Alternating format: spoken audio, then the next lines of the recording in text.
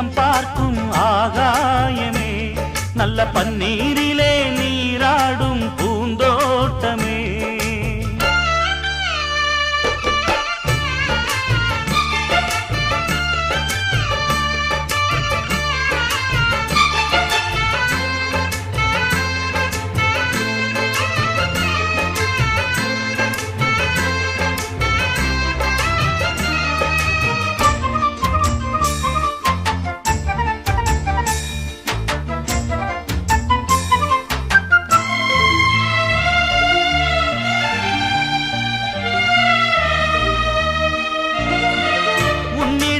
இத்தனை நாள் உண்மை ஒன்றை மறைத்ததுண்டு, சின்னஞ்சிறு வயது முதல் எனக்கொரு மனைவியுண்டு.